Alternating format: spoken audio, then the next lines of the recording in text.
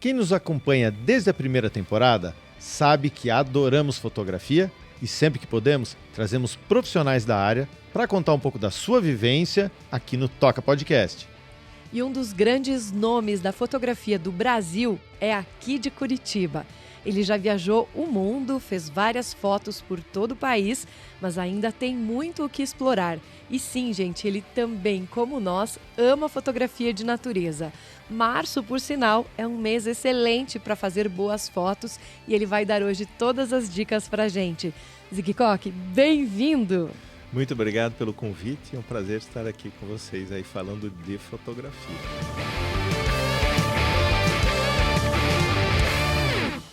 Arquiteto de formação, ele largou essa carreira lá nos anos 80 ainda para se dedicar à imagem, mas de uma outra forma, com a fotografia. Zig Koch, como foi essa virada de chave na sua vida? Bem, fotografia está na minha vida desde adolescente, né? Eu sempre gostei de fotografia, meu pai gostava de fotografia, mas quando eu fiquei adolescente, né? Ele já não fotografava muito, não fotografava mais praticamente.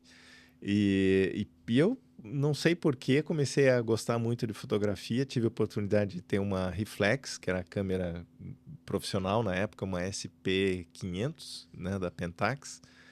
E aí quando meu avô faleceu, ele tinha uma Pentax também, que era de rosca, não era nem de baioneta, né? E aí eu herdei o equipamento dele, né? Então eu fiquei com, acho que 2 ou 3 lentes, mais 2 corpos e tal. Daí vendi um corpo, comprei mais lente e tal.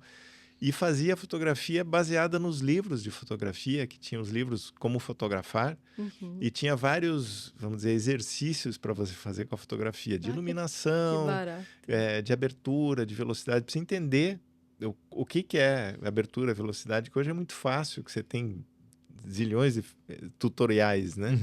Mas na época não tinha. E aí eu anotava tudo, e depois via o resultado e dizia, isso aqui é bom para fazer aquilo lá, isso aqui é bom para tal resultado, né? E eu viajava sempre com a câmera, mesmo quando eu estava ainda na faculdade, mesmo depois. E quando eu comecei a trabalhar com arquitetura, trabalhei por 4 anos, né? O dinheiro que eu ganhava com arquitetura, eu acabava comprando equipamento.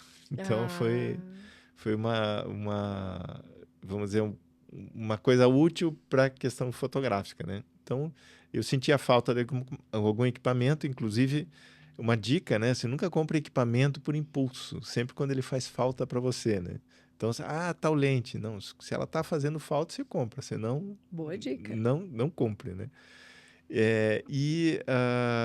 Aí eu tive a oportunidade de fazer uma viagem para o Pantanal com o Haroldo Paulo Júnior, que infelizmente nos deixou aí uns anos atrás, e com um biólogo, o Alex, que também, num acidente, nos deixou. E passei um mês no Pantanal, numas férias, fotografando, e o Haroldo, na volta, tinha suspeita de malária, que ele estava com febre e tal, não estava bem. E aí eu fiquei com ele mais uns dias em São Paulo, ele morava em São Paulo na época, e ele pediu para eu revelar os filmes dele. E aí eu fui, acho que era ProLab na época, o laboratório, revelei os dele e os meus. Aí ele pediu para cortar os filmes do jeito que ele queria e tal, nos envelopes. E eu vi, a despeito do equipamento, tá muito parelho, né? Eu levei muito filme, né? Levei inclusive formato médio, né? E o Haroldo era uma pessoa excepcional, né? Então ele me apresentou a um fotoarquivo, a Kino, na época, que não existe mais. E na época eu depositei algumas fotografias lá, que fotoarquivo você deposita a fotografia e se alguém se interessar, compra aquela imagem, né? Mas compra o direito de imagem, não o cromo. Então ele pode ser vendido várias vezes. E eu fiz umas vendas que me davam uns 3 meses de salário. Fotografia valia muito na época, né? Hoje não vale muita coisa, né? E aí eu levei um ano me decidindo, né? Então fazia projeto de arquitetura, se o projeto der certo, eu monto o escritório. Se o projeto de fotografia der certo, eu abandono a arquitetura e vou para a fotografia. E acabei decidindo por fotografia. principalmente nessa área de meio ambiente que eu acreditava e acredito até hoje que as pessoas não entendem meio ambiente. E parece que cada vez menos entendem meio ambiente. E eu achava na época que eu podia contribuir através de matéria em revista, de fotografias em exposições e tal, sensibilizar as pessoas para a questão de conservação, né? Porque se a gente olhar de fora, o nosso planetinho é um cisco no universo, né? É uma poeirinha. E é muito frágil a vida aqui, né? Vamos dizer, a vida é abundante, mas ao mesmo tempo é muito frágil. Sim. E a gente está comendo o planeta de uma forma desesperada, assim, desenfreada. E se a gente não tomar determinados cuidados, a vida vai ficar um pouco mais difícil para frente, né? E eu acreditava que com a imagem eu podia sensibilizar as pessoas. Tive algumas boas, vamos dizer, impressões assim que via que estava no caminho certo, né? E então pessoas que viram algumas matérias, alguns livros e tal, mesmo calendários, além de fazer viagens para o lugar, às vezes teve uma conhecida que sofreu um acidente e ela ficou, não me lembro, 3 meses hospitalizada e tal. E eu tinha feito uma reportagem na revista Ícaro, que foi, nossa, foi, na época, a matéria que mais teve fotografias até então na revista. Nem me lembro quantas fotografias. E ela teve acesso a uma revista, não fui eu que entreguei, e ela ficou olhando aquelas fotografias, hospitalizada e tal, na cama. E eu encontrei com ela depois e me emocionei, porque ela falou, diz, olha, me deu um abraço, assim, eu queria até agradecer e tal pelo que você fez por mim, né? Poxa, não fiz nada, né? E aí ela ficava olhando aquela revista para passar aquele tempo Período que ela estava difícil. se recuperando. E aí depois eu perguntei, mas você gostou do texto? Não, não li. Fiquei só vendo as imagens. Então, uma coisa assim... Esse foi um, né, dos exemplos, mas tem vários, assim, tem alguns livros que eu lancei exposições junto, porque eu acho que a exposição é como se fosse um anzol, né? Sim. O livro só vai ler se você Ajuda gostar. a divulgar também, né? Também. Mas a exposição, a pessoa se interessa pela imagem, que achou bonita, e aí embaixo tem um texto curto, mas não redundante, né? Complementar à imagem. E a pessoa, às vezes, se sensibiliza por aquilo. Você, nossa, eu não imaginava que era assim e tal. E realmente, algumas dessas exposições sensibilizaram bastante gente, né? Você falou dessa experiência de registrar a natureza que está à nossa volta, que é tão efêmera. Você, por acaso, teve oportunidade na sua carreira de fotografar algum pássaro, algo do bioma, talvez, que esteja em extinção ou que já tenha sido extinto ou não? Bom, ameaçado vários, né? Desde mamíferos, aves, insetos eu não sei. Mas com certeza mamíferos e aves bastante. Extinto não, né? Mas em ameaçado sim. Você tem várias classificações, né?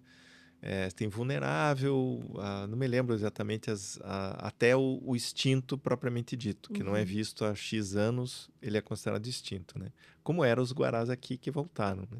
É verdade. E biomas, né? Por exemplo, tem uma situação que eu comento assim em palestras e tal.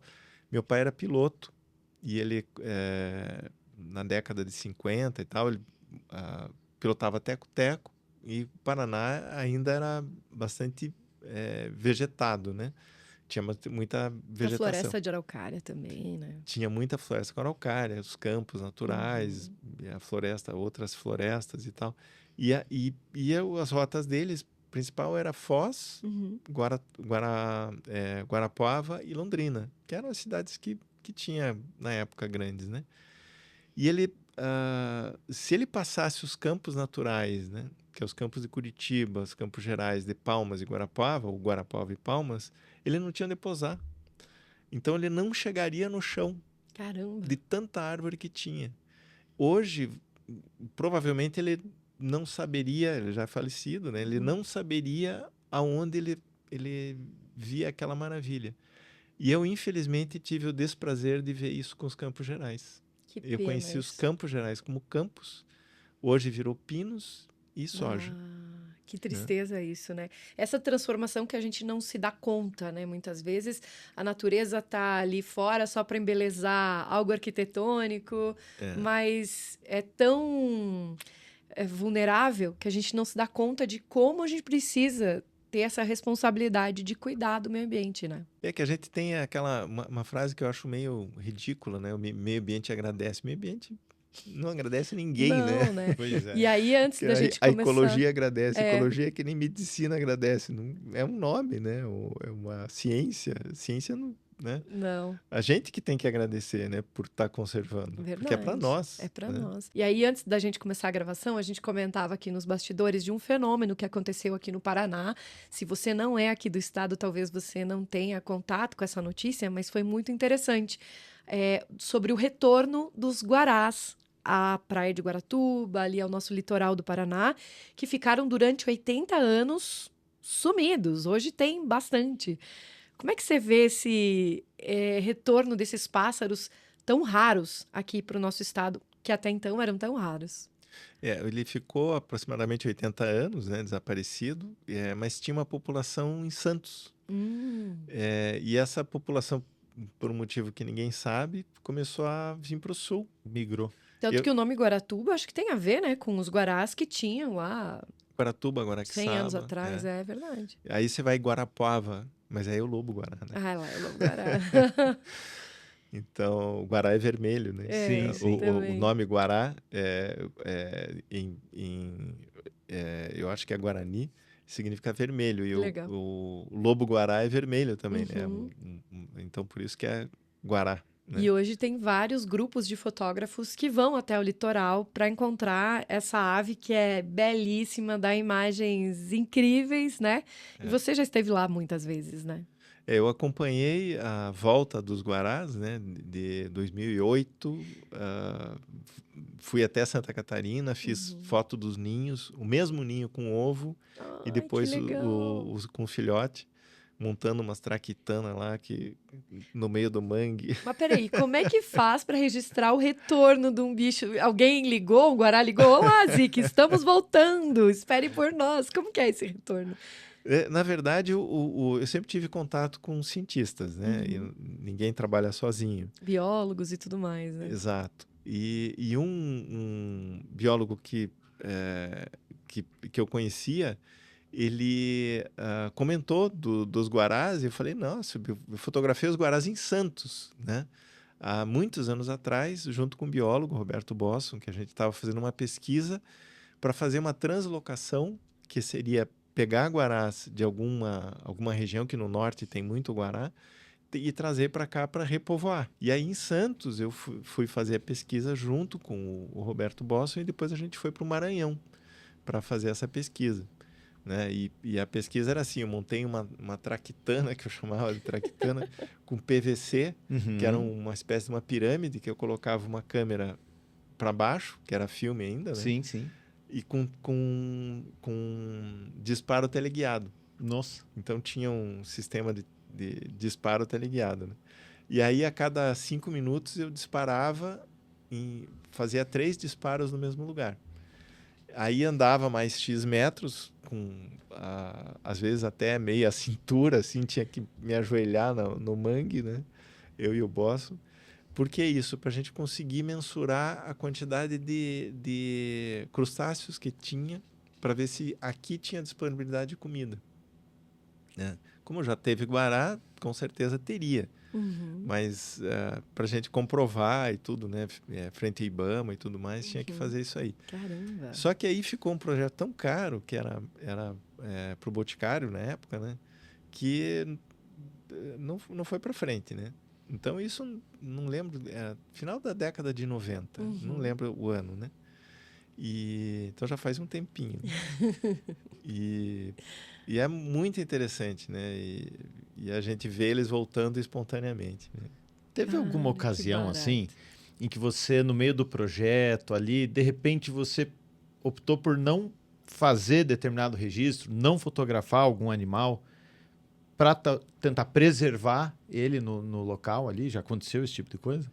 Bom, hoje é muito fácil a gente fazer foto de aves, né? Porque o ISO, você consegue botar o ISO lá em cima e tal. Antigamente era ISO 100, ponto final. Uhum. Não tinha alternativa, né?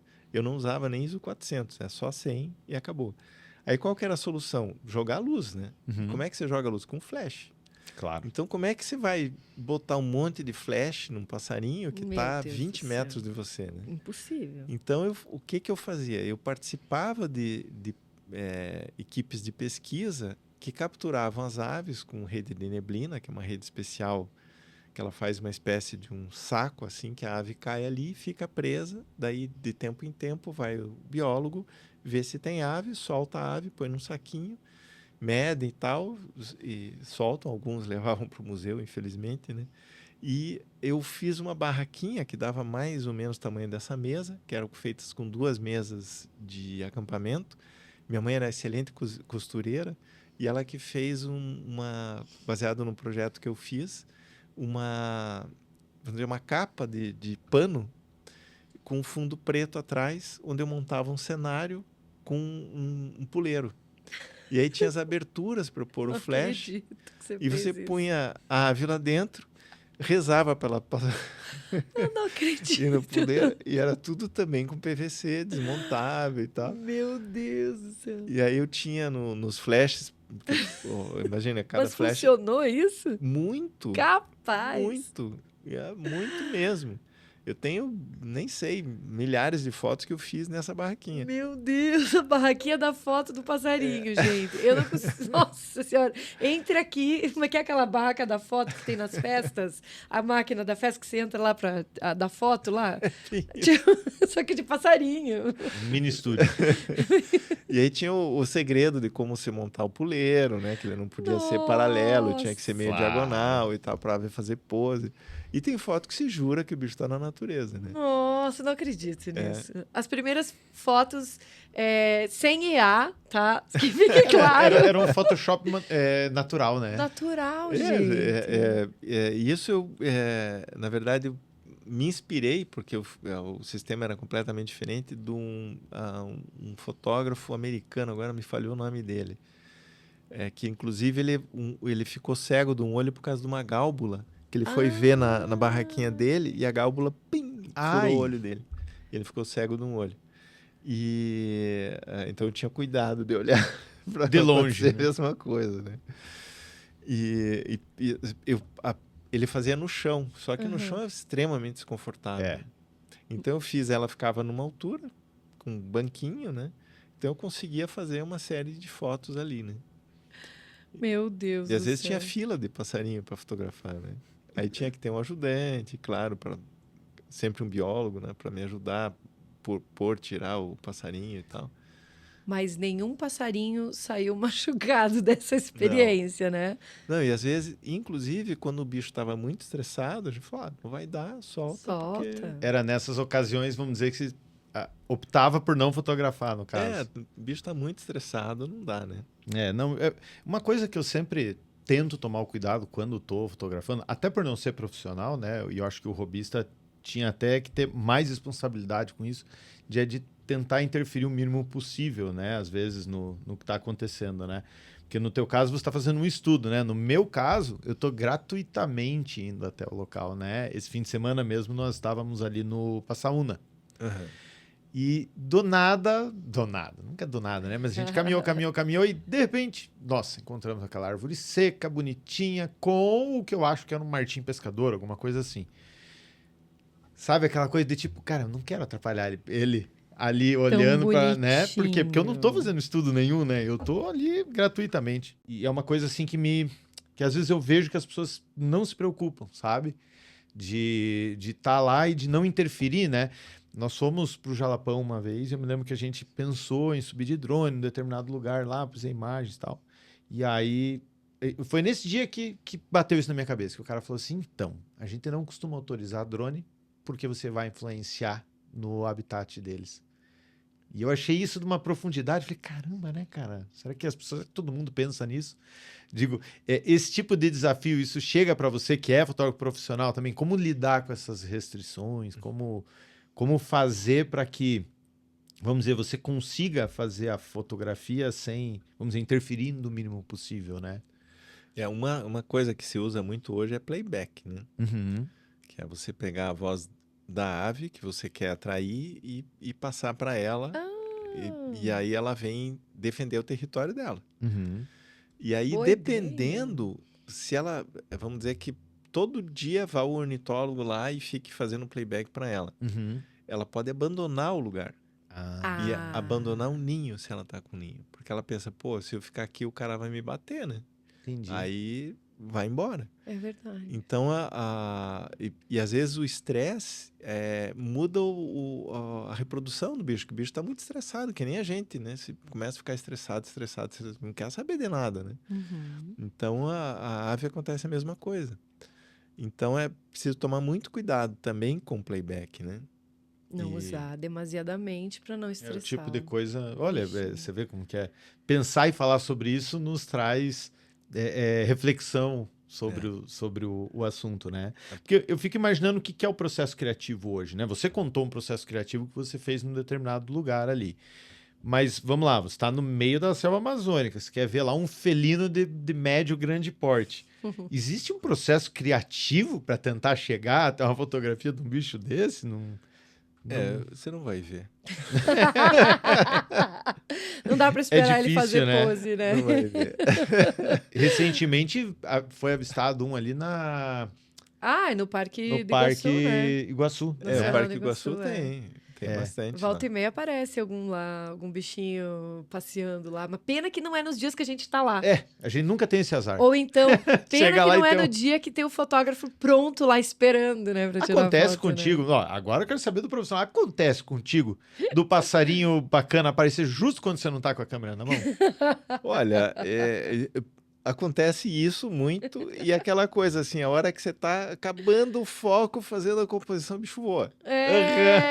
Tem Ou isso. fica com o galinho na frente, né? Então, Cara, porque, olha, Já aconteceu. a gente olha muito pros passarinhos e fala assim, você só tá aí se exibindo porque eu não tô com a câmera na mão, a né, hora bicho? que você põe, não sei o que eles percebem, Não, cara, não mas sei. Tem um horário, assim, que você aconselha que é melhor para esse tipo de fotografia? sempre muito cedo e mais tarde. Uhum. O pior horário é o horário perto do meio-dia, porque tá calor e todos os bichos ficam descansados. Então, amanhece, claro que tem comportamento de ave, né? Por exemplo, coruja é crepuscular, tirando a coruja buraqueira, que é diurna. Mas aí você vai pegar, por exemplo, aves comuns, né? Os passeriformes e tal, vai ser esse horário. O sol nascendo até umas 7, 8 horas, aí eles vão se acalmar. E épocas do ano também faz muita diferença? Faz também. Primeiro porque tem algumas aves migratórias, né? Você vai pegar o príncipe, por exemplo. Lindo pássaro. Você não vai pegar no inverno, só no verão. Aí você tem as limícolas, né? Que são essas aves que acompanham áreas inundadas, assim, beira de praia, coisa assim. Também só no verão, né? No inverno vai ser muito mais difícil você ver. Mas dizem que agora, entrando no outono, é uma época excelente para tirar foto de natureza por conta da questão da luz, que diz que fica muito bonita, dependendo do hemisfério e tudo mais, mas aqui na região sul dizem que é muito bonito também. É porque não tem queimada.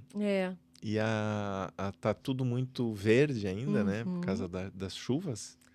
E Pantanal é impressionante. Você vai no período de queimada, o céu é branco. Tá aquele sol de rachar e o céu é branco. Eu já tive a ocasião já fui muito para o Pantanal, de fazer foto de estrela num dia maravilhoso, no outro dia o céu branco completamente. Caramba! Você não via estrela. Mas até a luz do litoral, eu digo assim, eu acho que ela fica mais especial. Eu não sei, a temperatura acho que ajuda. Eu não sei se tem a ver, gente, mas parece que a cor fica diferente.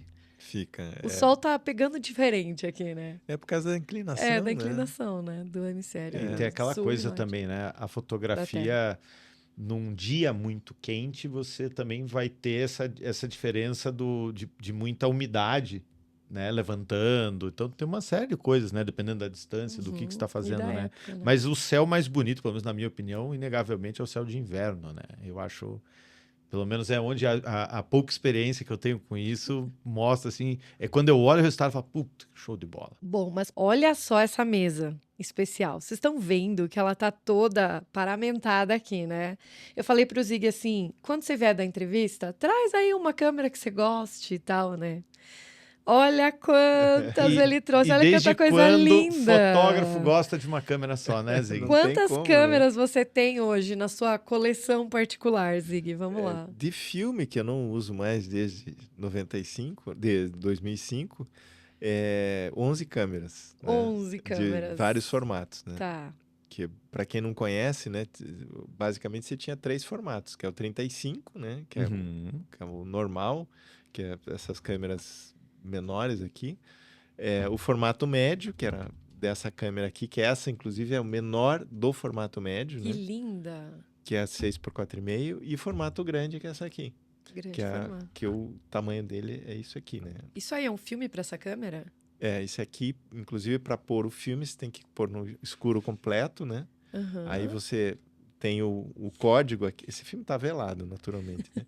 Aqui você tem um código, que é a forma que as ranhuras são feitas, te dá o tipo de filme.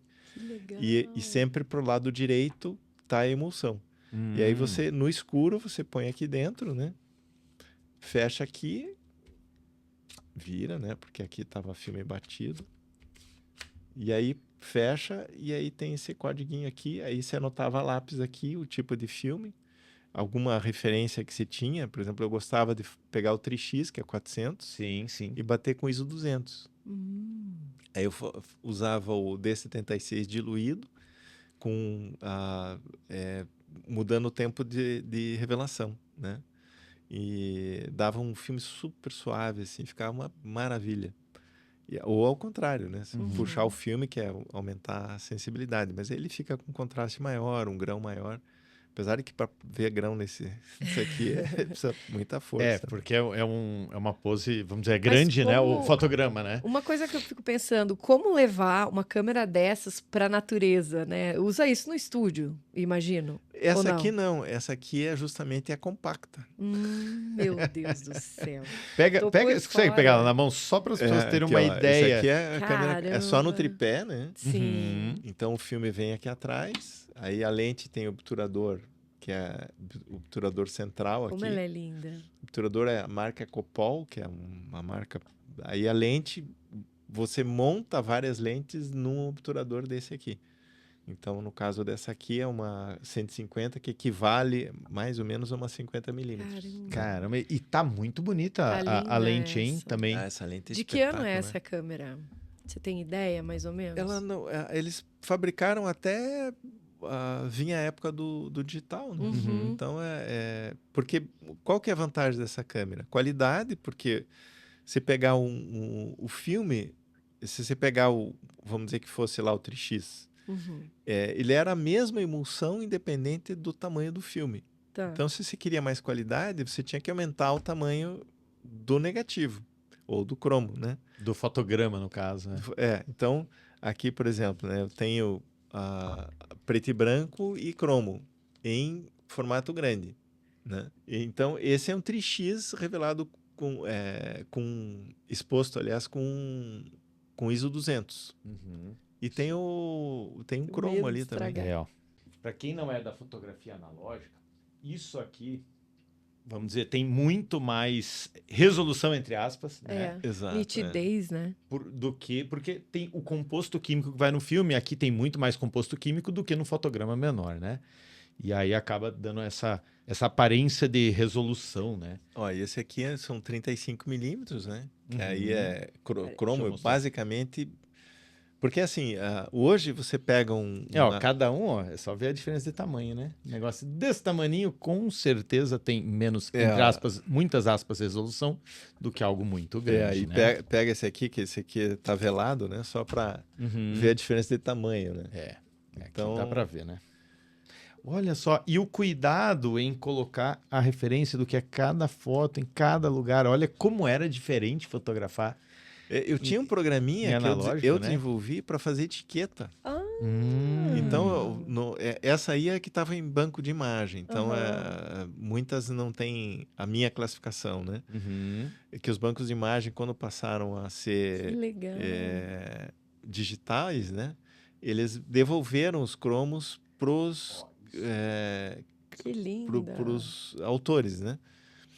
Então, se comprava etiqueta, tinha que comprar pasta, o suporte, os arquivos de metal, aqueles arquivos de gaveta grande. Então, eu tenho 8 arquivos, dá mais ou menos 90 mil cromos lá. 90 mil Caraca. cromos. Caramba. Ô, Ziggy, você consegue ensinar a nova geração a trabalhar com essas mídias mais vintages, digamos assim, retrôs? Porque tá voltando, né? Tá virando moda agora a galera se interessar pelo que é mais analógico. Olha, é uma coisa até que a gente estava conversando, né? Como eu trabalho comercialmente com fotografia, a fotografia de filme, hoje, ela tem um valor, vamos dizer, mais de curtição de fotografia. De hobby, assim. Ou até de profissional que quer fazer uma foto mais vintage, né? Tá, Até eu tenho visto filtro natural, assim. uns fotógrafos que eles fazem a emulsão e fotografam em formato grande, né? Então, o cara prepara a emulsão e tal, aí tem que deixar vários minutos exposto e tal, não dá para ser um retrato, por exemplo, que a pessoa vai ficar tremida daí. E dá um resultado espetacular, com aquela ar meio vintage e tal, né? Meio não, bem vintage, né? E até eu vi um que fiquei assim, até com curiosidade de fazer um dia, né? O cara fez a emulsão num vidro, pegou um celular, pegou uma foto do celular, colocou no ampliador e projetou a imagem no vidro. Nossa! Aí ele tirou que seria como é que é? Degorrébio. Como é que era? Nunca me acerto o nome do quem inventou, né? E fica uma foto única, né? Muito legal. É um processo artístico diferenciado, né? E sabe uma coisa que que eu tava imaginando agora, né? Olhando essas câmeras na mesa, olhando as suas fotos ali, você não podia perder a viagem. Então eu imagino que a logística para lidar com isso era complicada, vamos dizer. Você devia sair com uma quantidade, sei lá, dezenas de rolos, com 2, 3 câmeras, porque não podia uma quebrar e você ficar sem, né? Imagino. Como que era isso? Como que era a logística das viagens lá até virar digital, né? Até antes do digital ali. Como você saía com quantos rolos? Uma viagem de 2 semanas. Como que funcionava a logística para isso? Depende do estilo da viagem, né? E eu fazia muita matéria para revista, que Certo. as revistas não existem mais, né? E no começo eu pedia a quantidade de filmes, eles me davam, tá? Uhum. Eu quero 50 filmes. Eles me davam 50 legal. filmes. Aí depois eles começaram a regular os filmes, né? Não, só vai ter 20. Aí você tinha que... Mas levava tudo numa mochila? Era um baú que você levava junto? eu tinha uma mochila que era de filme. Só de Mochila filme? de filme. Filme e bateria. Tá, mas e câmeras? E aí Tinha as que ter mais câmeras... uma mochila. Tinha um monte... depende da viagem também, né? Aham. Claro. Porque eu tinha uma 600... Tem ainda uma 604, que ela é uma lente desse tamanho assim, né? Nossa. Aí tinha uma 300-2.8. E aí eu tinha uma caixa, tenho ainda uma caixa, que até o Haroldo que me mostrou onde comprar a caixa, que era justamente para carregar essa câmera, aliás, Grande formato. as de grande formato para estúdio, que ela tinha uma correção de báscula maior, Uhum. então ela tinha que ficar montada. Sim. Nossa. Então uma caixa mesmo, um caixão grande. Só que eu não usava para isso. Então eu colocava um monte de coisa lá dentro, né? Câmeras e acessórios, e tinha muita coisa que se levava, que hoje não leva mais, né? Uhum. Hoje uma câmera, você resolve tudo com uma câmera, né? Naquela época você tinha que ter o filme negativo cor, filme negativo preto e branco, cromo e às vezes formatos diferentes. Mais fotômetro de mão, Sim, é verdade. que era flash meter também para medir o flash, né? Uhum. Então tinha horas que eu me enforcava com aquele monte de câmera, assim, né? Além do colete, com um monte de coisa pendurada. Exatamente. E eu tô vendo uma câmera aqui na mesa que eu achei ela muito curiosa. Essa aqui. Essa aqui Ela é para imagens em wild, assim? Tipo... esse aqui é uma câmera que se você segurar assim, sai o dedo. Então você tem que segurar ela assim. Olha. Onde está essa marca aqui é onde vai sair a imagem. E ela gira, né? Então, se eu vou colocar na menor velocidade aqui. Como assim? Ela faz um 180, assim? Aqui É um panorama? é uma panorâmica. Essa é panorâmica de verdade, né? Você pega aqui, ó. Ela tá meio já Travadinha gasta. já. Então ela isso? tem 2 cilindros, o obturador dela são 2 cilindros. Uhum. Então, quando abre, fica um vãozinho onde a imagem é gravada no filme que fica também... E era um filme normal? Não, né? Um filme 35 normal. Caraca. Então, aqui ela entra também fazendo um cilindro, né? Então, isso aqui girava e ela conseguia fazer o filme... só que aqui travou, que ela tá... Bem na hora de mostrar, a gente trava. Não, é que ela tá... Que a gente tem que ver também que essa câmera ela é uma senhora já com alguns anos, né? Então, aqui, por exemplo, um 15avos não tá funcionando. Mas deu pra ver, sim. Então, Quantas poses você faz com um filme de 36 com ela? Aqui eu acho que eram 12. Então, 12 fotos. Reduz bem, né? Reduz É muito, que né? ela dava 24 por 59. Que o normal é 24 por 36. Que devia ser as Sim, fotos sim, dela. Então ela... E tem para formato médio, que era a Fuji, né? Uhum. Que legal. Então a Fuji era um Trambolhaço, né? trambolhão, Porque o médio fazia- formato... Você tem ali o filme do médio formato aqui, né? Aqui. Mostra para o pessoal a diferença do filme do menor para o médio 35. formato. É um... Isso aqui, inclusive, era a forma que eu viajava com os filmes, porque é mais fácil de contar, né? Então tem de 2 em 2. E aqui é filme virgem e assim é filme batido. Quando eu punho assim é filme batido. Então aqui eu tenho o filme virgem, né? Aham. Esse aqui é um RDP, que é da Fuji. Nossa, esse nunca usei. Eu usava quase que só o RDP 100. E aí e o formato médio ele vem numa fechadinho, né? Sim. Então inclusive tem uma coisa interessante. Esse aí é novo. Inclusive tá... Esse aqui é zeradinho. Acabou de abrir a caixinha. Vencido em 2003, tinha visto ali. Ó, isso aqui é uma coisa... aqui é o filme, ele né? é mais compridinho, ó. E aí eu não vou abrir ele agora. Não. Não vamos Mas fazer aqui, isso. não sei se dá para ver, isso aqui é o... Consegue mostrar isso aqui? Claro. Esse aqui é Sim. é o padrão que você não precisa ter fotômetro. Se você olhar ali, vai estar lá 250 com 11 ISO 100. Aqui. Né? Aí você tem sol pleno, sol mais ou menos, nubladinho e tal. Você tem uma escala que você não precisa nem de fotômetro para regular. São regrinhas, né? São regrinhas para... Opa, mostrei de ponta cabeça, olha aqui. Que lindo. Então, muitas vezes eu via... uma vez eu peguei uma câmera que me passaram, eu falei, pô, essa câmera aqui tá quebrada, como é que você sabe? Não, isso aqui não é para o fotômetro, tá luz do dia, você tá com 60 e o fotômetro tá normal, a câmera quebrou.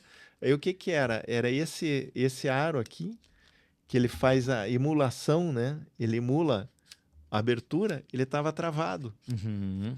Então, é só soltar esse aqui, voltou a funcionar. Voltou a funcionar. Isso aqui é uma regrinha, né? Porque na época da fotografia analógica, nem sempre você tinha o fotômetro na mão, né? E aí, às vezes, o pessoal de hoje não sabe que, vamos dizer, há uma regra matemática que se você seguir, é quase certeza que vai dar certo, né? E a gente chama isso de Sunny 16, né? Que tem a regra do Sonic 16, que é o F16 pro muito claro, aí vai diminuindo no F11, e até, né? Que é muito legal. Eu não lembrava que vinha na The Médio formato essa E revinha vem aqui, toda. E tinha alguns filmes que vinha uma bula, inclusive, né? Sim, sim. Nossa! Vinha dizendo até qual que era a tolerância para você empurrar o ISO, tudo, Que né? legal. O que Que nem esperar. bula de remédio, assim, aquela letrinha miúda. E falando sobre cada uma dessas câmeras aqui, vamos lá. Nikon F3, que eu tô vendo aqui na minha frente. Essa aqui. Essa aqui, você usou usei demais em essa que câmera. ocasiões essa menina te acompanhou aí? Pô, em praticamente todas, né? Você fez bastante natureza com ela? Muita. E ela fazia muito foto aérea com ela. Você vê, dentro dela aqui, ela tem. Aqui é o motor, né? Uhum. E aqui é as baterias. 8 pilhas, Tudo 2A, né? isso. Então ela ficava bem pesada. Aumenta para 30 quilos. Aí depois eu tive F4. Aí essa aqui Uhum. ficou meio encostadinha, porque a F4 eu acho que era a melhor câmera de filme que eu já tive. É F4. mesmo? É Olha, espetacular. eu conversei com tanta gente que fala com esse amor da F3, que o pessoal é apaixonado por ela. Não, mas a F4, a ergonomia, Ela é eletrônica já.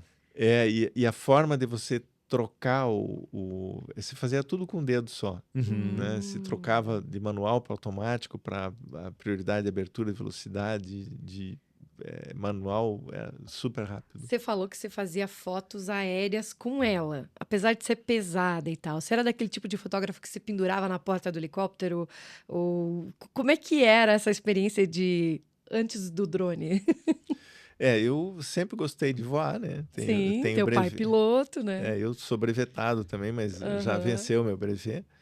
E sempre gostei de voar e sempre gostei de foto aérea, né? Mas Porque como que era a posição do fotógrafo dentro da aeronave para esse tipo de imagem? quanto mais aberto, melhor, né? Então ia sem as portas. Nem sempre dava, né? Mas Amarrado no cinto? Como apesar é de que que até era? hoje, né? Muitas vezes, porque o drone ele é limitado, né? Na verdade, todos os equipamentos são limitados. O avião é limitado porque é muito veloz e você não consegue baixar muito. O helicóptero é limitado porque você não consegue baixar, como o drone. E o drone é limitado pelo alcance e autonomia. Então, o drone, se vai a 4 km, ele já está perdendo o sinal. Não passa de 500 metros, né?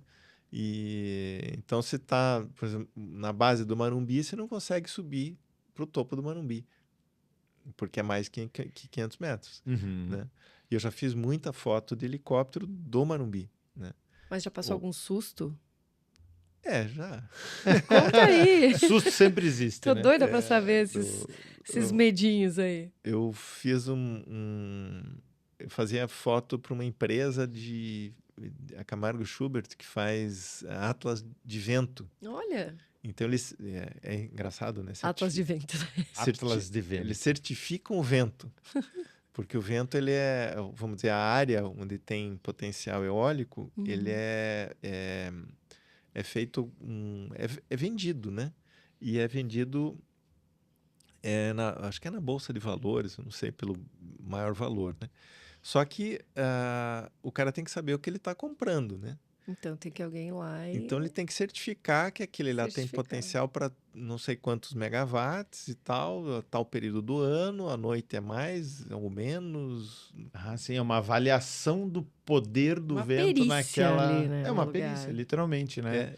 Então eles têm uma responsabilidade enorme, né? E a Camargo Schubert é uma das empresas que faz essa certificação. São muito respeitados no mundo todo, né? Inclusive, eles foram os pioneiros a montar gerador eólico, né? O Odilon, que é um dos donos da empresa, ele montou o primeiro gerador no Brasil, né? E aí eles fizeram atlas de vários estados e me convidaram para fotografar, para ilustrar esses atlas. Então, o atlas tinha aqueles mapas muito sofisticados, com período do ano, hora do dia, potencial conforme a altitude, muito complexo. Só que fica árido para um cara que não é técnico. E como eles queriam vender o serviço, vamos dizer, para empresas e tudo, que às vezes a pessoa não tinha esse olhar tão técnico, eles tinham que fazer uma coisa mais atrativa, né? E a foto era uma das formas. Então a gente tinha sempre ia acompanhado por um engenheiro com notebook, GPS, e a gente tinha pontos determinados que tinha que fotografar. Então as torres de medição com anemômetro e tal, alguns parques eólicos em implantação, outros já implantados. E aí no Ceará a gente voltou mais ou menos 20 horas no Ceará. Nossa. 20 horas direto? Em vários dias. Sim, né? sim. E o avião tava meio esquisito, assim, né? Aí tinha 2 linhas de eólica. Então eu fotografei uma das linhas, aí eu pedia pro avião glissar, né? Glissar é você entortar o avião assim, voar torto, né? Claro. E como eu piloto também, eu pilotava pelo menos, eu sei o que fazer, né? Conforme eu mostrava pro piloto, ó, faz isso aqui, né? E segurava, daí eu ia fotografando e era acho que era a penúltima sequência de fotos antes de chegar em Fortaleza.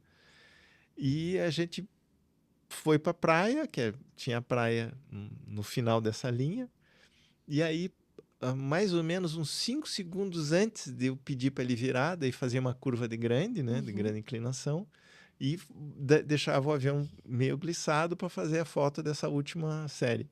Aí o motor começou... Eita, não é um barulho que você quer escutar, né?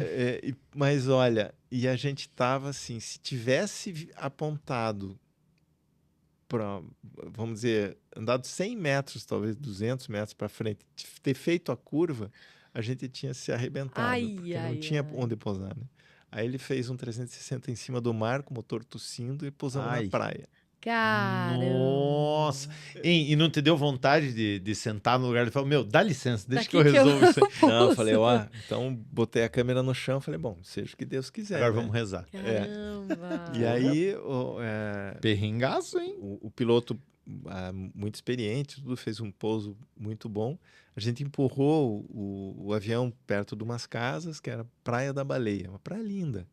E a gente voou muitas praias, não só praia, mas interior, né?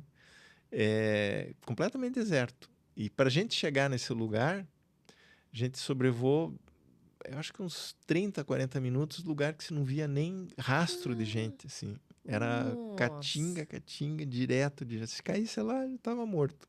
Ninguém ficava nem sabendo. E aí, no dia seguinte, peguei o drone, que eu tinha levado um drone pequeno, para fazer as fotos de Fortaleza que precisava também.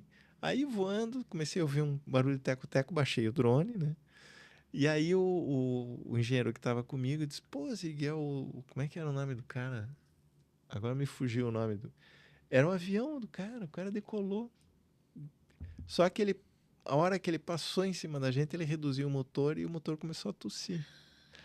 E não é que o cara caiu. Vocês não brincando? Vocês não estavam no Triângulo das Bermudas, não? Caramba, o cara tentou, fez uma volta com o motor tossindo. Será e tal. que é você que dá azar pro cara? Não, Porque eu as acho que é duas o vezes... lugar. As duas vezes... Não, o que aconteceu foi o seguinte, ele usou carote, que são aquelas tonéis grandes, que eles põem um shampoo. Ele, em vez de comprar novo, ele comprou usado e limpou aqueles com gasolina comum, né? Uhum. E o Ceará tem muito pouco apoio de solo, né? Então, a maioria dos lugares não tinha gasolina. Então, tinha que levar de caminhonete a gasolina antes. Então, tinha uma caminhonete que chegava no lugar, na pista lá que a gente ia pousar, e lá a gente punha a gasolina de volta. E a última, inclusive eu que subi na asa para pôr gasolina. E ele dava umas entupidas. Eu falei, pô, não tem sujeira aqui, né? E limpava e tal, e punha mais gasolina. Ele formava uma gosma. E essa gosma provavelmente entupiu o carburador. Nossa. É porque eu pensei, cada vez que o cara passa perto do Zig, o avião dele engasga. A gente tinha voado 20 horas já, né? No avião. Nossa. Mas vamos dizer, tá, quando você disse que o avião, tá, que daí ele caiu, mas foi fatal, não foi? Como é que foi Não, ele pilonou, né? Quer dizer, o avião tombou, Virou. ele pousou na água. Uhum. E aí, só que pousou do outro lado. A gente tava num lado, aí peguei esse engenheiro, a gente pegou um táxi, foi lá pro lugar. Ele já estava fora do avião, Já tava bem. já tomando uma pinga, Olha só. Nossa. machucou o joelho Ah, mas ele pode, depois disso ele pode. e o avião pilonado, né? E só que a maré lá é muito alta, né? Sim. Aí a gente viu os vídeos do cara tirando o avião. Moeu o avião. Meu Partiu no Deus meio. do céu. É uma Imagina, não tristeza. tem como, né? Tá, mas espera lá, calma que eu quero continuar aqui na mesa, porque nós falamos da F3 e tem uma FM3A. Essa é uma raridade. essa é uma câmera raridade. aqui, eu comprei ela, porque eu sempre tinha uma dupla de câmeras, né? Então eram duas FM2, Uhum. duas F90, por exemplo, e uma top, que seria F4, F3. Sim. A top da época. A top da época. Por que isso? Porque eu tinha que viajar, normalmente com mais de uma opção de filme, então cromo e negativo, cor, por exemplo, ou cromo e preto e branco, que era a encomenda do cliente, né? E aí eu vendi uma FM2 e comprei essa aqui. E aí logo em seguida veio o digital. Então essa câmera aqui ela deve ter ficado em linha assim 3, 4 anos. Pouquíssimo tempo. Não, e ela tá. É um exemplar que tá muito, muito Tá bonito, zerada, né? essa aqui E aí, uma história sobre essa linha FM, né?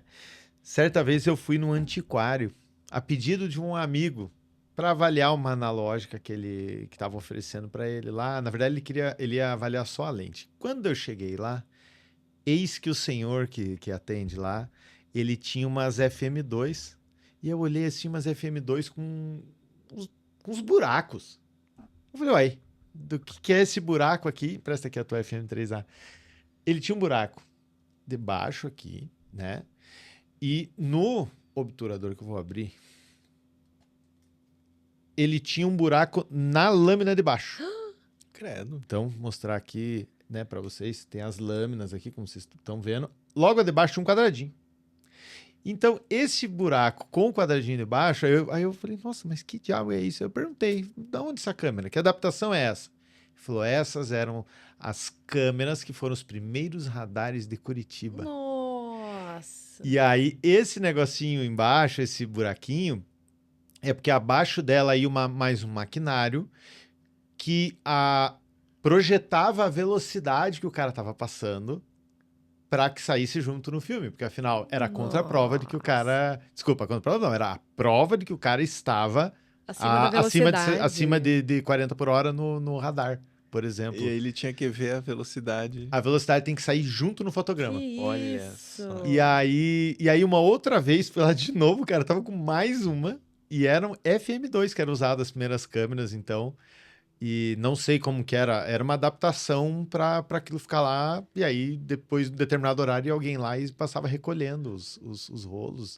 Deve Que ser filme de empenho, cinema, hein? não sei como é que eles faziam isso exatamente. Mas a hora que eu vi essa tua câmera, a primeira coisa que me veio na cabeça, a FM2 Não, e da... as FM2 e FM, né? Primeiro era só FM, depois FM2, que mudou a velocidade, né? Uhum. A FM ia até 1000 e a FM2 eu acho que era até 2000, 2000, 4000. E essa aqui já vai para 4, né? E Uhum. ela ficou uns 30 anos em linha, né? Sim. É porque é uma linha muito confiável da Nikon, né? Na verdade, a linha F da Nikon, ela é muito longeva, né? E eu já vi algumas vezes pessoas comentando o seguinte, que muito fotógrafo foi literalmente à guerra com uma linha F, uma F2, e voltou e a câmera tá funcionando até hoje. E ao contrário, o cara que usava, sei lá, uma Zenith, o cara tinha 2, 3, porque se uma quebrasse era só pegar a outra. Né? Então tinha essas brincadeiras no mundo analógico, né? E vamos lá. Então você mostrou aqui a F3, eu vou até colocar para você a câmera aqui, a F3, a FM3A. Essa mamia você também usava para natureza? Bastante. Qual que era a utilidade? Você Bom, não era muito do estúdio, não, né? Pelo jeito. O teu negócio é a fotografia. Eu tive estúdio 10 anos. Teve assim, mesmo? Marcadinho 10 anos mesmo. E eu, eu acabei, quando eu montei meu estúdio, que eu chamo de estúdio, mas não tem estúdio, eu não fiz estúdio porque eu não usava muito pouco mesmo. Né? Mas essa daí você usava então para a rua mesmo. Porque muitas empresas queriam fazer uma página dupla de revista, alguma coisa, um outdoor, algum negócio, e daí eles queriam em formato maior, como é o caso da Formato Grande. Entendi. Formato Grande, hoje é muito fácil corrigir perspectiva, né? Mas na época você só conseguia corrigir com báscula, né? Então essa aqui ela tem os movimentos que você consegue corrigir a perspectiva, vamos dizer, se tem um prédio que tem aquele ponto de fuga lá em cima, então você desloca a lente nesse sentido e você consegue fazer a foto paralela, então as linhas ficam paralelas. Tem um nome para esse tipo de lente também que me sumiu agora. E a câmera, esse aqui era o filme. Então você conseguia trocar o filme sem trocar a câmera. Né? Aqui era o pentaprisma, que era onde você via, né? Nossa! E aqui é a lente. Então, na câmera, na verdade, esse quadradinho esse aqui, quadradinho né? aí. E aí, o obturador dela é obturador horizontal, né? Que bonito esse barulho. E é uma câmera muito, muito boa de trabalhar essa aqui. Eu tenho uma média formato, só que é uma russa. É uma Lubitel. Nada a ver com isso aí. Aí você tá com a precisão oriental. Que lindo, olha, jeito de montar ela, olha. É uma minha... E a vantagem dela, uma das vantagens dela é que ela economizava filme, né? Porque um filme desse aqui numa Hasselblad, por exemplo, que é formato quadrado, dava 12 fotos. Sim. Essa aí dava 15. Olha! E eu tinha motor para ela. Tenho, né? Motor drive. Então ela batia... Tá muito bonito. Para foto aérea era espetáculo. Só que era assim, né? Eu deixava os magazines, que são essas caixinhas, tenho várias delas. Os backzinhos, né? Montados, né? E aí ia fotografando, à medida que ia acabando o filme, eu só trocava. E às vezes vinha um assistente, voava com um assistente, que ia trocando os filmes para mim. Né? Essa aqui, ela não permite você trocar o filme no meio, né?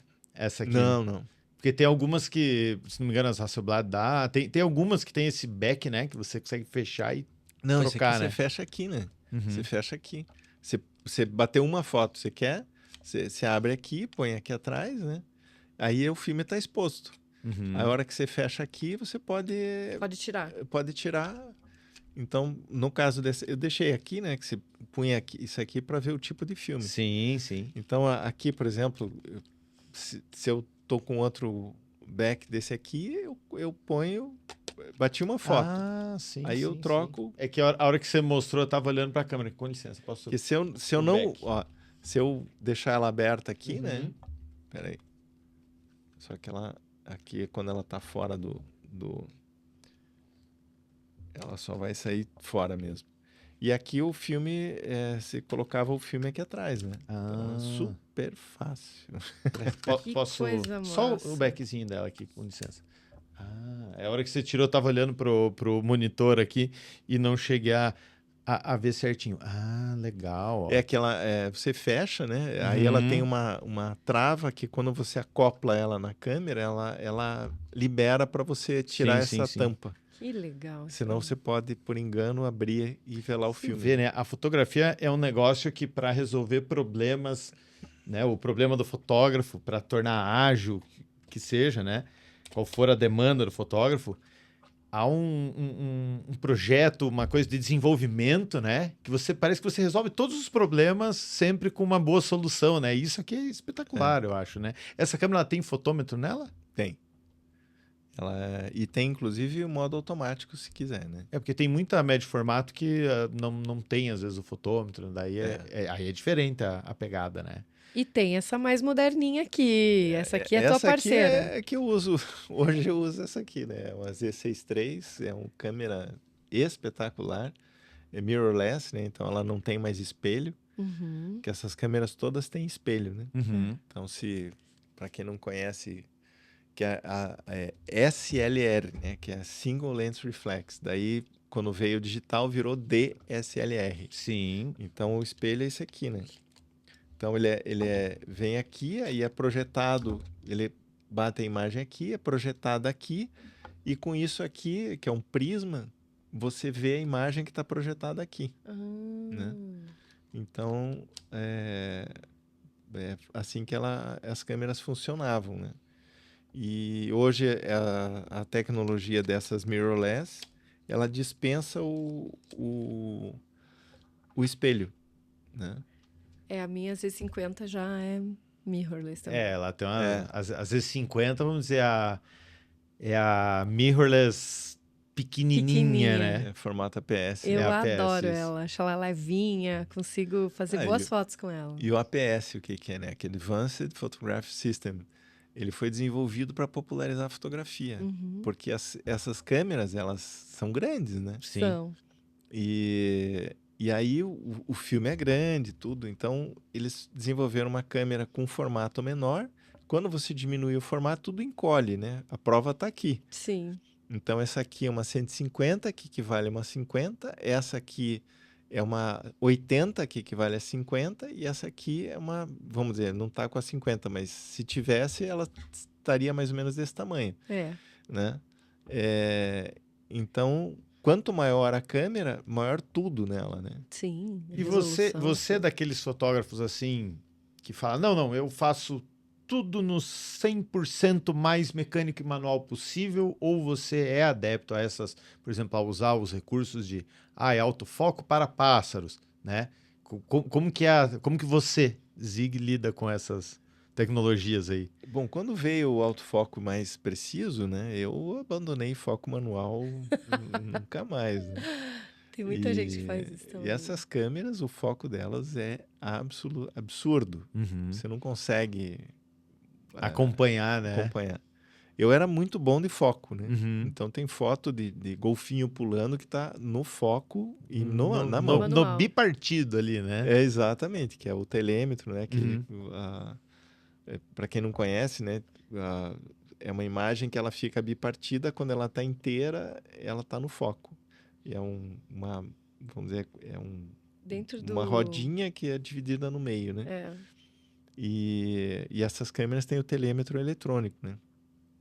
E agora, a questão de exposição, eu levei muito tempo fazendo tudo manual. Hoje não que eu não use o manual, uso também. Mas eu deixo o ISO automático dentro de determinada tolerância. Porque é impressionante o ISO dessas câmeras. ISO é muito bom, né? 30 mil. E é uma mão na roda, né? Você não precisar ter medo do ISO, né? Exato. É meio libertador, não é? Completamente. Eu acho fantástico também. E nesse mundo da fotografia, o Zig já registrou muitas coisas, além dos famosos calendários, em livros também, né? E você trouxe alguns hoje pra gente ver. Vamos mostrar. Eu Lindo. tenho parceria com o editor de São Paulo, né? O Fábio Ávila, que tem essa editora Brasilzão. Então, esse é um livro que a gente fez do litoral e agora a gente está trabalhando para fazer um de cada dos 7 municípios do litoral. Essa parte histórica, né? Sim. E até tem uma foto, deixa eu pegar aqui, que é uma foto curiosa aqui, que eu fui mostrar, porque quando eu vou para o litoral, eu entrego para as pessoas, né? E tá muito bem editorado, ele tá lindo, lindo, lindo. Aí, essa foto aqui, o Maurício, que é um amigo meu que mora na Ilha das Peças, eu fui mostrar para ele. Que foto incrível. É uma foto de filme ainda, né? Que eu fiz com a 600mm, num barco que não existe mais, que chama Lagamar. Chamava, né? Lagamar. Sim, lembro disso. E o Lagamar era de um americano, John, um nome difícil de pronunciar o sobrenome dele. E ele queria fazer turismo lá e tal, e me convidou para fazer fan tour. Eu fiz algumas matérias com ele, inclusive para Vejinha e tal. E esse fan tour tinha vários estrangeiros lá, que ele, como eu conhecia bem o litoral, ele queria que eu acompanhasse para mostrar o que era o litoral, né? E aí, no amanhecer, assim, eu vi um raiozinho de sol, assim, e um barquinho vindo, assim. Aí eu falei, cara, montei o tripé, subi na caixa d'água, então dava mais ou menos 2 andares, né? Subi, montei a lente e tal, o barquinho passou, fiz 2, 3 fotos, porque era um rasinho pequeno de sol, né? Aí fui mostrar para o Maurício, ele disse, quer ver? Esse cara aqui sou eu, o barco era meu. Ai, que legal! Se veja só, né? Olha a coincidência. E E tem fotos ele lindíssimas, é gente. um desses dois aqui, eu agora não lembro qual deles, né? Não, e Então, coisa mais linda. E o sol exatamente em cima deles, né? mas é Perfeito, a perfeito. montagem, né? Não, e Nossa. Nada é por acaso. E que cor linda, né? Não, lindo. Esse é um livro que eu acho muito bonito. Não só porque o nosso litoral é maravilhoso, mas porque rendem imagens. Ó, olha aqui quem tá aqui. Os guarás que a gente estava falando, de Guaratuba. Lindos, lindos. Olha isso aqui, gente. Nossa, coisa linda São mesmo. sambaquis, né? Esse, inclusive, Uhum. tem restos humanos ali, dá Ó, pra umas ver. aéreas aqui. E do bioma também. Olha isso. Como que faz esse tipo de foto de passarinho voando, todos juntos? Quantos dias, quantas horas esperando para fazer essa foto? Olha, Isso aqui não é autofoco. fácil, tá, gente? Autofoco. Eu vi um tia sangue bonitão ali. Autofoco ali. É, ó, tem um tia sangue aqui, ó. Vamos ver Tia se- Não, sangue essas masculino. Elas, inclusive, você consegue selecionar que tipo de animal que você quer, né? Ave, Ah, tem isso. mamífero, quer dizer, É Eu sou, impressionante. por isso que eu tô doido para ter algo parecido. Porque, nossa, impressionante. deve ser uma coisa. Também deve ser libertador, né? Você Completamente. não precisava, meu Deus, e agora? E não sei o quê. Será que vai. É duro. Para quem Não, gosta de e fotografar pássaro, é Olha só isso aqui. Gente, vamos lá, vamos lá. Olha isso. coisa linda. E se você olhar bem de perto, é porque vocês de casa não conseguem, mas dá pra ver, tipo, os detalhezinhos da asa. Entendeu? Tipo, é muito legal, é muito Não, legal. e sou eu que trato as fotos, né? Então eu aplico alguns filtros e tal para impressão, né? Sim, que é sim. a impressão Ah, offset. não, senão perde, né? A fotografia de pássaro é um negócio que é instigante, né? Porque quanto É, mais aí- você erra, parece que mais você tenta acertar, né? Esse E aqui é um aí tem livro mais, já vamos ver. Esse aqui, inclusive, foi lançado junto com uma exposição. Foi um marco porque não tinha nada parecido. Essa é a segunda edição, né? A primeira edição não tinha nada parecido sobre florestas com araucária, né? E poucas coisas são tão paranaenses quanto araucárias, né? Exatamente. Olha, isso aqui que Ali é eu o tô Marumbi, o nascerzinho de falando. sol, né? Maravilhoso. Que é o melhor horário. Melhor horário, É. não adianta. Você sempre teve essa vocação de acordar cedo ou era Eu gosto, parte né? do esforço? Eu gosto de acordar cedo. Pelo menos eu tento, né?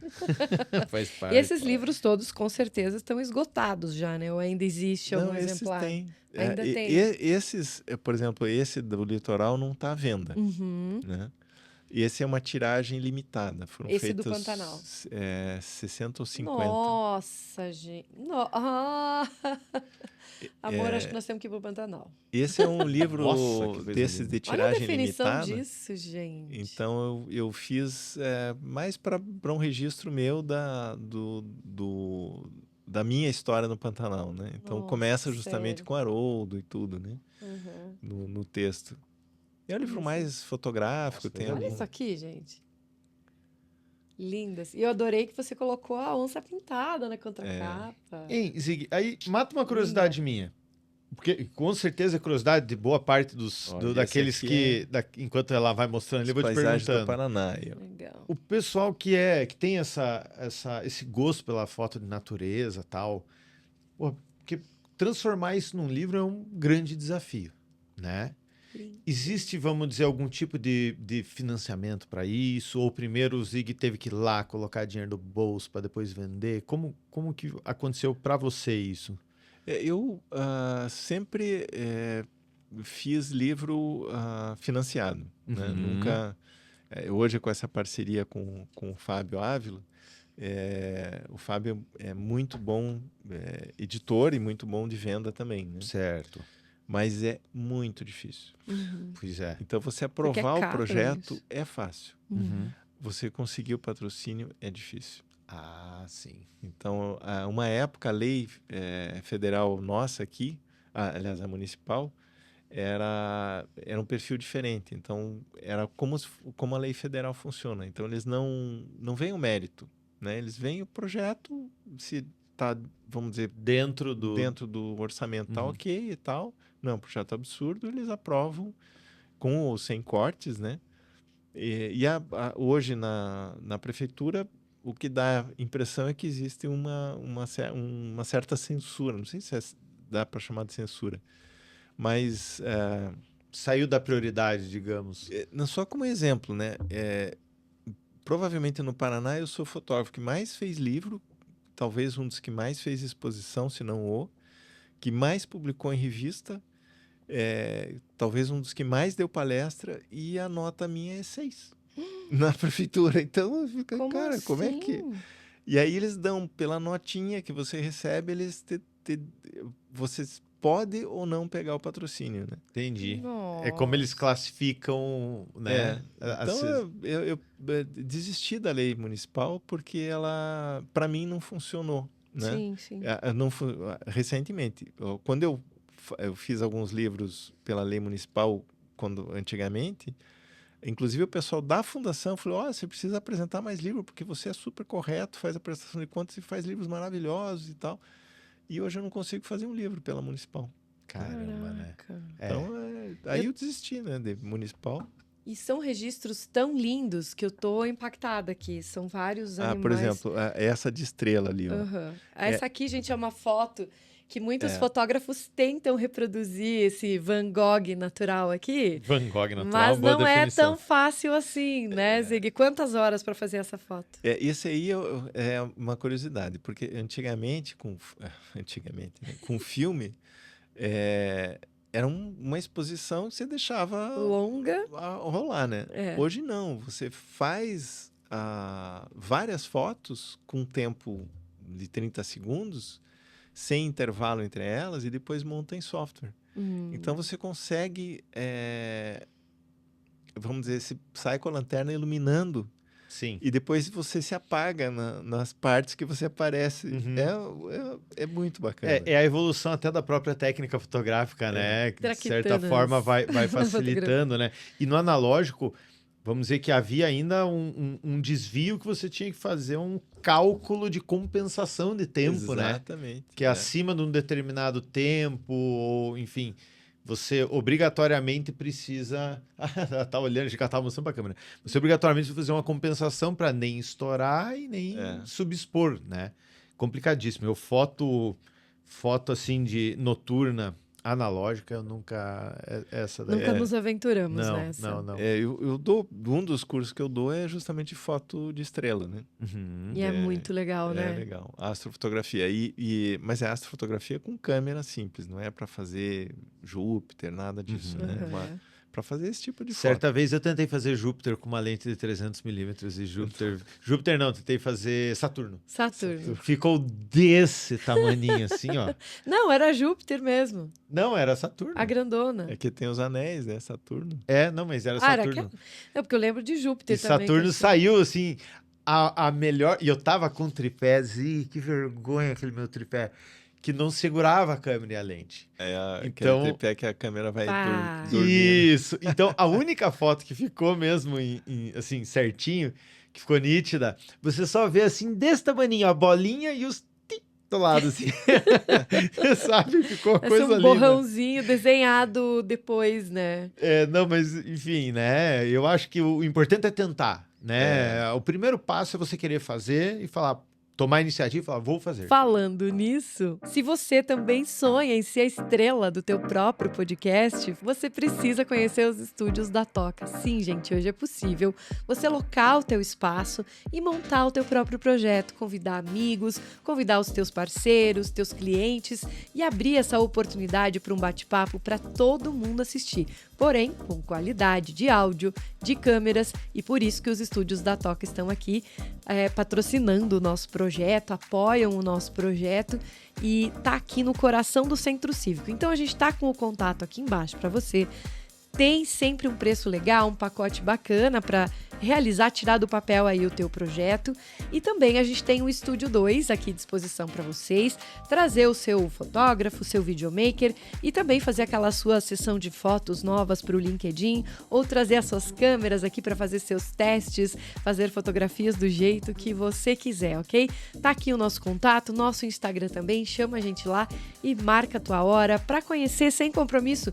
Vem tomar um café e conhecer os estúdios da Toca. Muito bem. E dando segmento aqui ao nosso papo, e você fotografou natureza de todas as formas aqui no Brasil, mas eu vejo que tem até um bom destaque no teu site ali para um projeto em que você fotografou a aurora boreal. Eu imagino que até quem está acostumado com o que há de melhor da natureza brasileira deve se impressionar quando vê a aurora pela primeira vez, né? Olha, é de arrepiar, viu? E não são todas iguais, obviamente, né? Depende dos ventos solares. E agora está um período muito forte de vento solar, então devem estar aparecendo auroras boreais muito, muito bonitas. Eu fiz, porque além dos cursos que eu dou direto de fotografia, né? Que o objeto é mais a foto mesmo, eu faço o que eu chamo de vivência fotográfica, que são viagens de uma semana a 10 dias para lugares legais. Então, ver onça, ir lá para a Patagônia, as Chapadas aqui, vários lugares. E eu tenho um parceiro que, por muitos anos, a gente fez viagens juntas. Depois da pandemia, acabou quebrando um pouco em função da forma de venda, né, que mudou muito. E uma das viagens que eu fiz com ele foi para a Noruega. Foram, na verdade, duas expedições ou duas vivências, uma seguida da outra, né? Então, tinha bastante cliente. E ele preparava a viagem de uma forma muito bacana, porque era fora dos hotéis e tal. Então, eram o que eles chamam de cabanas, que é melhor que minha casa, as cabanas, né? Inclusive, algumas com sauna e tal, né? E aí existem softwares para você ver a aurora, que nem se fosse meteorologia.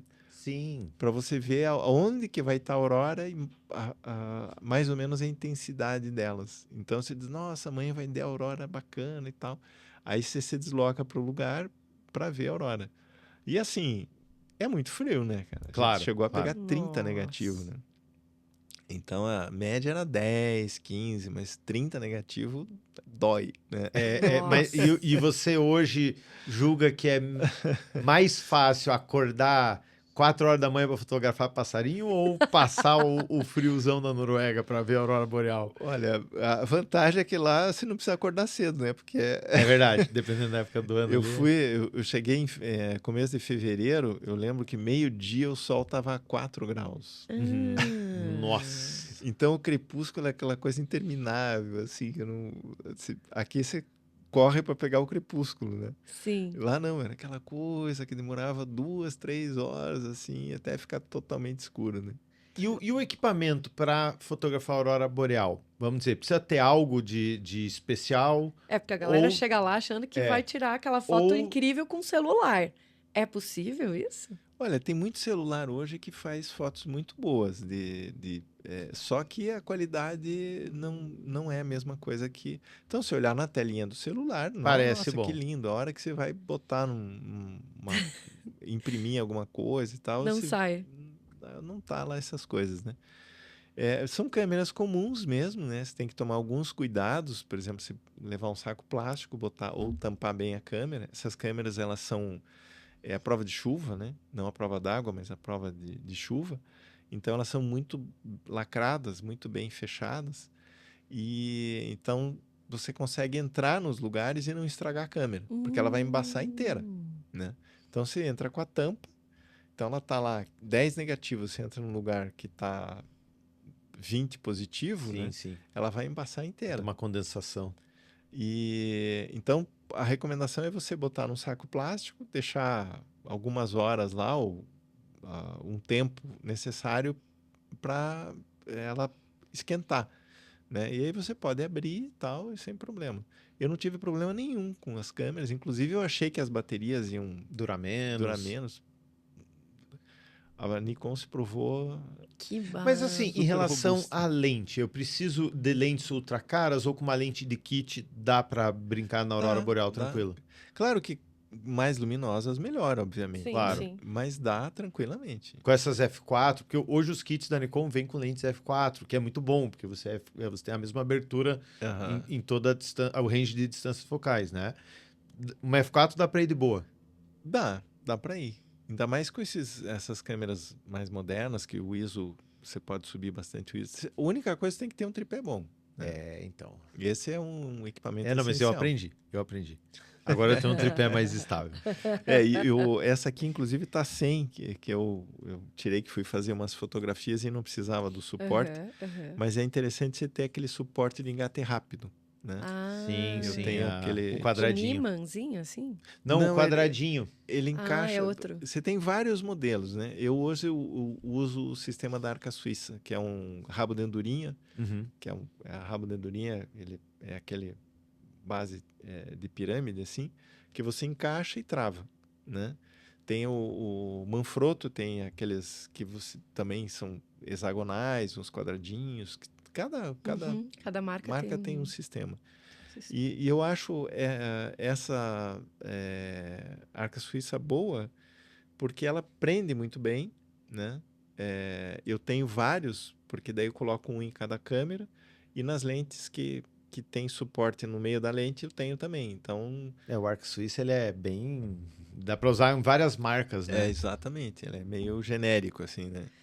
E aí, eu queria, antes da gente encerrar esse papo, porque sim, tá quase acabando, mas eu quero saber uma dica especial desse fotógrafo que é tão especial, tão premiado, né? Você recebeu prêmios internacionais e tudo mais, isso deve deixar a gente muito feliz quando tem uma foto nossa reconhecida e tudo mais. Eu queria que você passasse uma dica para quem está começando, que erros você não cometeria novamente? Que erros você cometeu lá no início que você pensou, meu Deus, que bobeira e tal? Qual é o caminho que desvia desse erro, digamos assim? A pergunta é original, viu? Normalmente eles pedem as dicas. Essa é a não dica, né? O que não fazer? Contradica. Contradica. Eu acho assim, o que a gente falou no começo, né? Então, o principal é você, primeiro, conhecer teu equipamento, é básico. Conhecer a técnica de fotografia para o que você quer, que é diferente para pessoas, para animais, para paisagem, para estúdio. Para cada situação você tem uma técnica diferente que você vai usar na câmera e nos acessórios, né? Então, filtros, por exemplo, você quer fazer uma foto borrada ao meio-dia com o mar borrado, você tem que ter um filtro de densidade neutra, né? Potente, assim, né? Sim. Que vai escurecer bastante. Se você quer dar mais ênfase nas cores, você vai usar um polarizador, por exemplo, mas não exagerar na polarização, que pode ficar uma foto falsa também. Então, acho que uma das coisas é, primeiro, conhecer bem o equipamento, mudar de equipamento ou comprar equipamento novo quando ele literalmente está fazendo falta, né? Se dedicar a estudar o objeto do que você pretende, né? Eu sempre gostei muito de estudar a fotografia, né? Estudar o objeto da fotografia. Então, quando eu vou para algum lugar, eu sei que equipamento levar, o que, vamos dizer, estudar. Você quer fotografar uma ave, você tem que estudar aquela ave para ver o comportamento dela. Que horas que ela vai estar disponível no ar, qual gente, tem tudo isso. O período, né? E principalmente você estudar a relação de velocidade e abertura. Que muitas vezes eu errei, né? E aí é a não dica, né? A não dica. Não faça isso. Presta atenção justamente. E hoje a gente perdeu um pouco a relação de abertura e velocidade, porque era o clique, né? Era o clique. Antigamente, e hoje não tem mais clique. É um terço de abertura, se deixa no caso, eu uso o ISO automático, muitas vezes, né? Não é mais tão sensorial, né? Exato. Então, você pegava a câmera, você batia o olho e falava, opa, isso aqui tá errado. Até o som do obturador já te... Exatamente, Quando eu dava muita aula, né, com filme de câmera de filme, e o clique do cara, eu sabia, pô, você tá na velocidade errada. Claro que não todo clique, tem uns que você não Aham. percebe a diferença, mas não, dá uma olhadinha na velocidade, né? E entender até que ponto você consegue segurar na mão, né? Que eu já fiz já borrei muita foto, né? Porque não conseguiu segurar o suficiente. E achei que dava e não dá. Ah, eu consigo, minha mão é firme. Não é. Mas a lente Não. longa, ela prova que a tua mão não é firme, Não né? é tão firme não, assim, não né? tem. E eu acho que uma outra não dica que você já falou aqui antes é não estressar os animais, né? Exatamente. Não vai levar lá aquele playback de passarinho que, de repente, você vai espantar aquela ave daquela região inteira. E eles podem ficar 80 anos fora de Guaratuba, não é isso, Zig? Que horror! E eles usavam as penas para fazer no carnaval, usando no carnaval. Não, gente, Meu não faz Deus. isso, que horror. Acho que foi por isso que eles fugiram. Deve ter sido por isso também, Por causa né? da Guaratubanda, eles surgiram. Da Guaratubanda. Guaratubanda. Culpa da Guaratubanda, gente. Vê se pode. Agora, Zig, levar esse equipamento todo numa única mochila, tentar trazer as coisas de uma forma mais compacta, ou você ainda é adepto a levar várias coisas e um assistente do lado para ir? Passe o flash, passe não sei o quê. Eu nunca usei assistente, nunca tive assistente. Não, né? Então, mesmo em viagem longa, Sim. era assim, o que eu conseguia carregar. Se eu não consigo Ah. carregar, eu não levo. Não leva. Melhor assim, né? E hoje fica muito mais fácil, porque antigamente, como a gente explicou aqui, você tinha que ter uma câmera para cada situação. Sim. Hoje não, uma câmera dessa aqui faz tudo o que você quer. Claro que daí com as lentes relativas, né? Então, quer uma mais grande angular, uma mais tele, aí você vai ter 3, 4 lentes. Você falou que você teve que entrar no Mangue, certa feita lá para entrevistar, não, para fotografar os... Muitas vezes, inclusive. para fotografar os guarás. A chegada dos guarás. Roupa ideal para esse tipo de foto ou para enfrentar a natureza. Repelente eu já sei que tem que ter. E aí? Eu procuro usar roupa... Você vai de tênis? Não, eu vou normalmente de bota. Bota. E dependendo, no mangue não adianta, né? Não, No mangue você tem que usar aquela que você usa para pé de pato normalmente. Sim, uma papete assim, alguma coisa que É proteja. uma que você fecha com zíper, né? Eu ia descalço antes, mas acho que meu pé ficou... Corajoso. Depois ele levar umas lanhadinhas. Então aquilo protege o pé, né? Só que é um barro que encarde tudo, né? Sim. Eu procuro usar roupa de secagem rápida, né? Porque a gente sua muito. Então, normalmente eu uso uma camisa, uma camiseta, aliás, dessa dry fit, uma camisa também dry fit, uma calça dry fit e preferencialmente não usar nada de algodão. Então, cueca de algodão, esqueça. Nem pensar. Porque vai ficar mesmo? molhado. Você vai ficar molhado o dia inteiro, É né? verdade, Pô, faz não sentido. tinha pensado nisso. Viu? E- Mais e- uma não dica. e- Não vá de cueca. De algodão. De algodão. E meia, a mesma coisa, né? Não usar meia de algodão, usar essas meias de Um material mais esporte, sintético, assim. de caminhada, de esporte, que ela vai tender a jogar para fora a umidade. E dependendo, usar bota de borracha mesmo, não tem jeito. Então, É uma saída. se for andar no mato, não com bota de borracha, use aquela proteção contra a cobra, né? Porque É a caneleira. caneleira, que é muito importante. Acho que é caneleira. Caneleira, né, uma que chama? caneleira. Eu já tive vários encontros. Eita! mesmo? Muitos encontros, né? E aí, desvia ou passa por cima? Não, alguns assim que você descendo montanha e tal, o meu amigo disse, Zig, vem ver uma coisa. No lugar que eu pus a mão, assim, tinha uma cobrinha. Outra que... Eu acho que eu dou um berro. Saí do atoleiro, eu fui fazer assim pro pessoal, tá legal, tinha aqui ela enroladinha, Caramba. assim. Outras no Rio Jari, que eu fiquei um dedo. Depois, eu montando a rede, montei minha rede num outro lugar e tal, estava procurando lugar para montar a rede. Essa expedição mesmo, né, no Rio Jari, era uma expedição longa, com mais de 20 pessoas e tal, e eu era o fotógrafo da equipe. E aí fui montar a rede e tal, de chinelo, né, e tal. Aí o peão me chamou e disse, vem aqui ver uma coisa, a cobrinha enrolada assim, do lado da minha pegada. Ai. Do lado. Cara. E aquela que você bate o olho assim, mas o que tem, né? Você não vê a cobra, cara. Nossa, Não vi. que medo. E outras que eu quase pisei também. Isso várias tem que ter vezes. muito cuidado. Zig, tem ainda algum lugar do mundo que você não fotografou, que é teu sonho, que você quer ir, ou que ficou ainda naquela gavetinha dos um dia vou até? Onde? Olha, teria que ter uns 3 programas eu só falando a relação, viu? Tem muito lugar que ficou para trás, é? Muito lugar. A vida é curta, né? Não dá. Ai, teria que fazer. Mas quantas vidas para fazer Qual é o tudo, primeiro né? que vem na tua cabeça? Olha, Campo Largo. Sei lá, Machu Picchu, sei lá. Machu Picchu eu não conheço, por incrível que pareça, né? Pico da Neblina, que até um amigo meu voltou de lá agora. O Monte Roraima. Isso aqui, né? América do Sul, que é Belíssima, fantástica, né? Eu né? conheço muito pouco a América do Sul, né?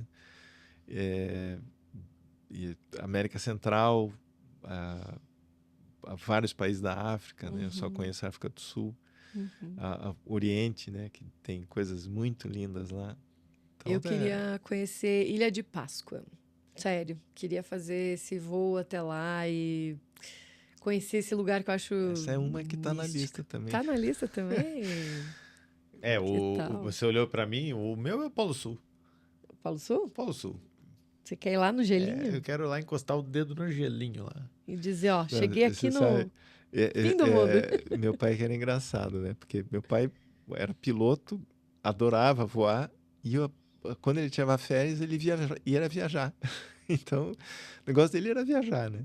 Aí você falava pra ele, nossa, tal lugar, não sei o quê. Nossa, sempre quis conhecer esse lugar. Sempre, né? Eu acho que eu herdei essa parte dele. Um lugar que eu acho espetacular também, o Salar do Uyuni, nunca fui. Cada vez que eu vejo uma foto, um vídeo, eu fico babando. Conheço lá, é muito lindo. Nossa, e eu acho que o que vai ser... Vamos dizer que o que tá na lista como mais executável por hora, eu acho que vai ser... Ushuaia. Até o Ushuaia, exatamente. Vai e voltar. Nossa, ir e voltar pra lá é... Mas conheça Chaltén e Eucalafate, que é maravilhoso. Todo mundo também. fala que esses e a lugares gente são quer ir de lindos. carro. Nós queremos descer de carro e voltar. É Aí dá uma senhora longo, viagem. Uma é senhora longo. expedição É aí. longo.